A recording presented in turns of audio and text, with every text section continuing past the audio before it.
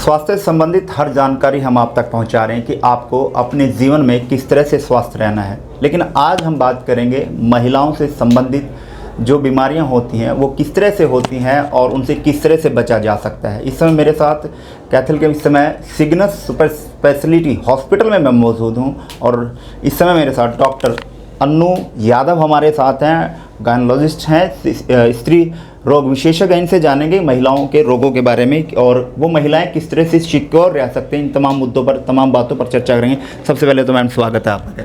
Thank you. मैं अपना introduction देना चाहूँगी। मेरा नाम डॉक्टर अन्नू यादव है। मैं कंसल्टेंट ऑब्स्टेट्रिक एंड गायनेकोलॉजिस्ट हूँ एंड लेप्रोस्कोपिक सर्जन हूँ। मैं यहाँ सिग्नस हॉस्पिटल कैथल में कार्यरत हूँ। यहाँ पे हम जो महिलाओं से संबंधित जो भी बीमारियाँ होती हैं उनसे उनका डिपार्टमेंट में डील करती हूँ और हमारे पास यहाँ पे हर तरह की हाई रिस्क प्रेगनेंसी केसेस लिए जाते हैं। प्रेगनेंसी में आने वाली हर तरह की कॉम्प्लिकेशन यहाँ पे डील की जाती है। कुछ प्रेगनेंसी ऐसी होती है जो डायबिटीज़, थायराइड या हार्ट डिजीज़ इन सब बीमारियों के साथ होती है, तो उनका proper with multi disciplinary approach के साथ कैसे डील करना है, यहाँ एक ही छत के नीचे वो सब अवेलेबल हैं। जैसे यहाँ पे कार्डियोलॉजिस्ट अवेलेबल हैं। आप हार्ट डिजीज़ के साथ प्रेगनेंसी का कोई इशू है तो आप उनको यहाँ से डील करा सकते हैं। इसके अलावा यहाँ फिजिशियन भी, एंडोक्राइनोलॉजिस्ट भी यहाँ पे रेगुलर आते हैं, तो उनके साथ कोई भी इस तरह की बीमारी प्रेगनेंसी के साथ एसोसिएटेड है तो एक ही छत के नीचे ये सब कंबाइंड रूप तमाम से स्वास्थ्य से संबंधित अगर कोई दिक्कत है तो सभी एक छत के नीचे उनका इलाज हो सकता है। चलिए मैम, महिलाओं से रिलेटेड हम फिलहाल आपसे बातचीत कर लेते हैं कि महिलाओं के अंदर किस तरह की बीमारियां देखी गई हैं और उनका इलाज किस तरह से संभव है। हाई रिस्क प्रेगनेंसी की अगर बात करें तो वो क्या है मैडम, और उससे किस तरह से महिलाएं जो है बच सकती हैं? हाई रिस्क प्रेगनेंसी में हम कैटेगराइज करते हैं किसी भी तरह का जो रिस्क प्रेगनेंसी के साथ एसोसिएटेड होता है उसको हम हाई रिस्क प्रेगनेंसी में डालते हैं। जैसे कुछ पेशेंट्स ऐसे होते हैं जिसमें प्रेगनेंसी रिपीटेड ऑपरेशंस के थ्रू आती है, वो भी इसी के अंदर आती है। कुछ लोगों के अंदर एंडोक्राइन डिसऑर्डर्स एसोसिएटेड होते हैं, जैसे थायराइड से, शुगर से रिलेटेड प्रॉब्लम होती है, उनको हम हाई रिस्क कैटेगरी में डालते हैं। कुछ पेशेंट हार्ट डिजीज़ के होते हैं, उनको भी हाई रिस्क प्रेगनेंसी के अंदर हम डालते हैं। कुछ पेशेंट्स ऐसे होते हैं जो ड्यूरिंग प्रेगनेंसी बीपी का प्रेशर बढ़ना काफ़ी बढ़ जाता है, उनको किस लेवल तक कंट्रोल करके रखना है और कब तक कैरी आउट करना है, ये सब चीज़ें हाई रिस्क प्रेगनेंसी में हम डाल के चलते हैं। तो मैम, अगर इसका समय से इलाज ना किया जाए या समय पर देखिए, किसी भी बीमारी का सबसे पहले जो उसको डील करने का तरीका यही होना चाहिए। जब भी बीमारी का आपको कुछ भी पता चलता है, आप उसको टाइम सेव करते हुए जल्दी अप्रोच करें डॉक्टर को। जितना टाइम हम इधर उधर वेस्ट करते हैं उसमें कुछ चीज़ें और कॉम्प्लिकेट ही होती हैं। तो उसका सबसे पहला, कुछ भी प्रॉब्लम आपको प्रेगनेंसी के रिलेटेड आती है, जैसे शुगर बढ़ना या बीपी बढ़ना या पेट दर्द रहना या ब्लीडिंग होना या लीकिंग हो जाना, कुछ भी तरह का प्रॉब्लम इसमें आता है तो आप इमीडिएट अप्रोच करें। मैम, कई बार जैसे हाई रिस्क प्रेगनेंसी हो जाती है या कई बार ऐसा भी देखा गया कि बार बार बच्चा जो है वो गिर जाता है, तो उसको लेकर भी काफ़ी समस्याएं जो है महिलाएं में देखी जाती हैं। उसके लेकर महिलाएं क्या करें? देखिए, बच्चे गिरने की प्रॉब्लम कुछ महिलाओं में ऐसे होता है कि रिपीटेड प्रेगनेंसी कंसीव करते हैं महिलाएं और बच्चा गिर जाता है, तो इसकी बहुत सारी वजह होती हैं। कुछ जेनेटिक वजह होती हैं, कुछ थ्रोम्बोएम्बोलिक फिनोमेनास होते हैं और उन सबको हम डायग्नोस करते हैं टाइमली। उसके लिए मेरी महिलाओं को सलाह है कि जब जो कोई भी महिला इस चीज़ से ग्रसित है तो वो कंसीव करने से पहले एक बार हमको अप्रोच करें। उसके कुछ टेस्ट होते हैं जो प्रेगनेंसी से पहले करते हैं, उनसे फिर प्रेगनेंसी के दौरान इस तरह की समस्या नहीं बनती।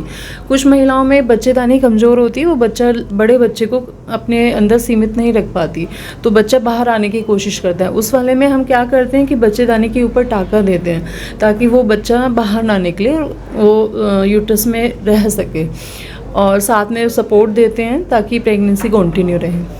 तो मैम, क्या घर पे रहकर भी कोई इस तरह से खान पान को लेकर या किसी तरह से वो इन सभी चीज़ों से बचा जा सकता है या सीधा डॉक्टर के पास आकर इलाज से ही संभव है? प्रेगनेंसी में मदर अपने अलावा फीटस का भी उसको न्यूट्रिशन उसी के थ्रू जाता है, तो नो डाउट उसमें आपको खाना पीने का बहुत ध्यान ही रखना होता है। जो भी खाएं हेल्दी खाएं, बाहर का जंक फूड ना खाएं और उसमें भी प्रॉपर बैलेंस डाइट के साथ खाएं। क्या क्या चाहिए, प्रोटीन इंटेक, कार्बोहाइड्रेट इंटेक कितना कितना होना चाहिए, उन सब का हम यहाँ पे डाइट प्लान प्रॉपर उनको साथ देते हैं। अक्सर मैम ओपन सर्जरी और जो दूरबीन सर्जरी है उसको लेकर भी कई मैंने असमंजस रहता है, तो उसको लेकर क्या कुछ कहना चाहेंगे, कौन सा बेटर है, ओपन सर्जरी या देखिए, कुछ लोगों में भ्रांतियाँ रहती हैं कि दूरबीन द्वारा ऑपरेशन करने से अंदर शरीर के अंदर कुछ कचरा रह जाता है, पूरा नहीं निकल पाता। तो इस तरह का कोई भी भ्रांति पालने का ज़रूरत नहीं है। मोटा मोटा जो ओपन सर्जरी और दूरबीन के ऑपरेशन में डिफरेंस होता है वो यही होता है कि जो पेट की मोटी परत होती है उसमें हम चीरा कितना देते हैं। जो दूरबीन वाली सर्जरी है उसको हम की होल सर्जरी बोलते हैं। उसका फ़ायदा यही होता है कि आप एक छोटे टाँके से सारा ऑपरेशन कर सकते हैं। अंदर का प्रोसीजर खुले ऑपरेशन और बंद ऑपरेशन में दोनों एक ही होता है, उसमें कोई डिफरेंस नहीं होता, तो कोई कचरा रहने वाली बात होती नहीं है। ठीक है, वो जो भी ऑपरेशन होता है, चाहे वो पित्ते का है, चाहे वो हर्निया का है, चाहे वो बच्चेदानी का है, चाहे वो अंडेदानी का है, जो भी सर्जरी होती है पूरी कंप्लीट होती है। डिफरेंस सिर्फ एक ही होता है कि जो परत होती है पेट की उसमें चीरा छोटा होता है। चीरा छोटा होने की वजह से जो रिकवरी होती है पेशेंट की वो फास्ट होती है और पेशेंट अपनी रूटीन एक्टिविटी पे जल्दी आ जाता है।